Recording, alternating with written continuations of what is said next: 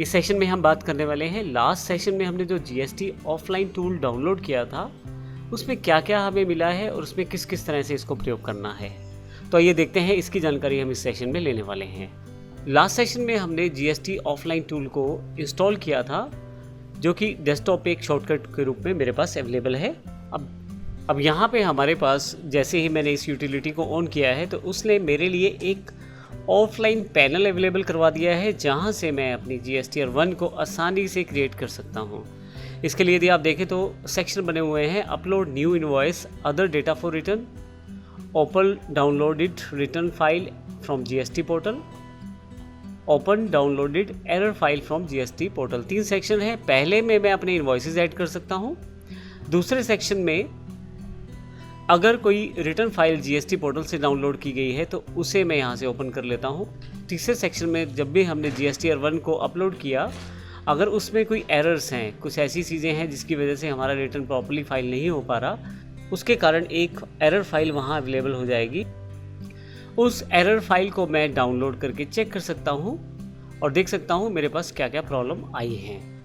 लेकिन अभी हम जो इस सेक्शन में बात करेंगे, हमारे लिए सबसे इम्पोर्टेंट ये upload new invoice other data for return है, जहाँ हम अपना इनवॉइसेस को क्रिएट कर सकते हैं। ये पहला तरीका है। मैं इसको बंद कर देता हूँ यहाँ से। ये पहला तरीका था जिससे आप ये कार्य कर सकते हैं। लेकिन आप चाहें तो यहाँ पे एक मेथड और हमारे पास अवेलेबल है। यहाँ पे इस मेथड को समझने के लिए सबसे पहले GSTR1 एक्सेल वर्कबुक टेम्पलेट हमारे पास दिया गया है। इसको ओपन कर लेते हैं हम यहाँ पे।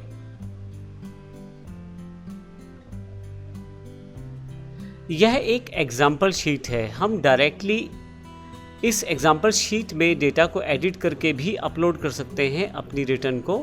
हालांकि उसे पहले हमें JSON फाइल में फॉर्मेट में भी कन्वर्ट करना पड़ता है। ये जानकारी हम आने वाले सेशंस में लेंगे कि किस प्रकार से ऐसा हो सकता है। लेकिन अभी हम बात करते हैं, ये जो फाइल है इसमें वो सारा डेटा हम फिल कर सकते हैं जो हमें रिटर्न्स के लिए रिक्वायर्ड है। यदि आपने पिछला सेशन हमारा कवर किया हो तो आपने देखा होगा कि हमने कुछ इम्पोर्टेंट टर्म्स को डिफ़ाइन किया था। वे सभी इम्पोर्टेंट टर्म्स यहाँ पे दोबारा प्रयोग की गई हैं। मैं इन इम्पोर्टेंट टर्म्स को एक बार फिर से ब्रीफ में आपको इंट्रोड्यूस कर देता हूँ। ये वही टर्म्स हैं जो हमारे पास एक्सेल में शीट्स के नाम के साथ अवेलेबल हैं। B2B, जब एक रजिस्टर्ड बिजनेस से दूसरे रजिस्टर्ड बिजनेस को सप्लाई की जाती है, इसमें मैन्युफैक्चरर से होलसेलर, होलसेलर से डीलर इत्यादि का एक चैन रहता है। B2CL में रजिस्टर्ड बिजनेस से अनरजिस्टर्ड कंज्यूमर, लार्ज बिल वाला, जो कि 2.5 लाख से ऊपर बिल हो और इंटरस्टेट ट्रांजैक्शन हो। B2CS स्मॉल में रजिस्टर्ड बिजनेस से अनरजिस्टर्ड कंज्यूमर, जो कि ऊपर वाले से अलग है, और वो सभी ट्रांजैक्शन इंट्रा या इंटरस्टेट ट्रांजैक्शंस जो ऊपर वाले कैटेगरी में नहीं आ रही, वह स्मॉल में आ जाएंगी। CDNR में रजिस्टर्ड बिजनेस को जो हमने क्रेडिट, डेबिट या रिफंड नोट इशू किए हैं, वो सब यहाँ रजिस्टर्ड यूज़र के साथ किए गए CDNR में दिखाई देंगे। CDNUR में क्रेडिट, डेबिट और रिफंड अनरजिस्टर्ड डीलर के साथ जो हमने इशू किए हैं। EXP में एक्सपोर्ट से रिलेटेड इन्फॉर्मेशन देनी है। AT में एडवांस टैक्सेबिलिटी, जो हमने एडवांस अमाउंट कलेक्ट किया हुआ है हमें उस पर टैक्स देना पड़ता है। ऐसे केस में वो अमाउंट का और उसका टैक्स कैलकुलेशन का इन्फॉर्मेशन AT में आएगा। लेकिन अगले महीने जब उस एडवांस अमाउंट को एडजस्ट किया जाएगा तो ATA-DJ में, अर्थात एडवांस एडजस्टेड वाले ऑप्शन में इसको दिखाया जाएगा। EXEMP अर्थात एग्जम्प्टेड वाले और नील रेटेड सप्लाई के लिए इस शीट को चुना जाएगा। HSN कोड की इन्फॉर्मेशन देने के लिए HSN को। डॉक्स इंपॉर्टेंट पार्ट है। अब जो भी बिल आप इशू करते हैं, इनवॉइसेस इशू करते हैं, डेबिट नोट या क्रेडिट नोट इशू करते हैं, उन सब का डॉक्यूमेंटेशन नंबर भी आपको डिफाइन करना है। अगर किसी कारण से कोई डॉक्यूमेंट कैंसिल हुआ है तो उसका इन्फॉर्मेशन भी आपको देना है। इन सब इंपॉर्टेंट टर्म्स की बात मैं पिछले सेशन में कर चुका हूँ। यदि आप इसको पूरा डिस्क्रिप्टिव वे में देखना चाहते हैं तो आप पिछला वीडियो एक बार देख सकते हैं।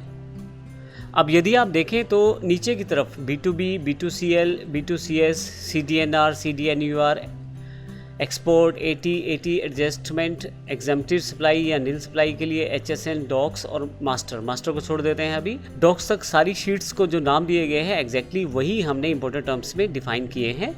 और असल में ये जब हम B2B शीट को ओपन करेंगे तो B2B से रिलेटेड इन्फॉर्मेशन हमें यहाँ सेव करनी है, B2CL की इन्फॉर्मेशन हमें यहाँ सेव करनी है। इस तरह की अलग अलग शीट्स के नाम के अकॉर्डिंग हमें इन्फॉर्मेशन यहाँ सेव करनी है। फाइनली एक शीट मास्टर है। मास्टर का बेनिफिट आपके लिए नहीं है, असल में वो इस एक्सेल को कुछ वैल्यूज़ प्रोवाइड करता है इस मास्टर शीट के साथ, तो आपके लिए इसका कोई प्रयोग नहीं है। ये केवल एक्सेल की अपनी इंटरनल वर्किंग के लिए इसका प्रयोग किया गया है। इसके अलावा सेक्शन वाइज CSV फाइल्स यहाँ पे दिखाई गई हैं। ये वही फाइल्स हैं जो आपने अभी एक्सेल में देखी हैं, लेकिन यहाँ पे CSV फॉर्मेट में है और अलग अलग कैटेगरी को अलग अलग फाइल में दिखाया गया है।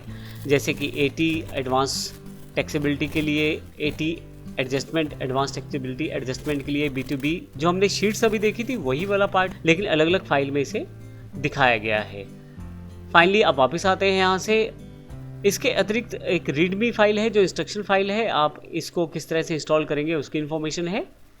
और इनवॉइस अपलोड ऑफलाइन यूटिलिटी की स्टेप बाय स्टेप एक PDF मैनुअल और गाइड भी दी गई है आपको, जिसमें इंडेक्स दिया गया है आप किस प्रकार से इसको इंस्टॉल करेंगे, किस तरह से कार्य करने वाला है, आप अपनी GSTR रिटर्न बनाने के लिए किस प्रकार से इसका प्रयोग कर सकते हैं। एक एक इन्फॉर्मेशन यहाँ पे दिखाया गया है। इस इन्फॉर्मेशन को रीड आउट करके आप आसानी से GSTR 1 को ऑफलाइन मोड में तैयार कर सकते हैं और फाइनली जब वह तैयार हो जाए तो उसे अपलोड भी कर सकते हैं।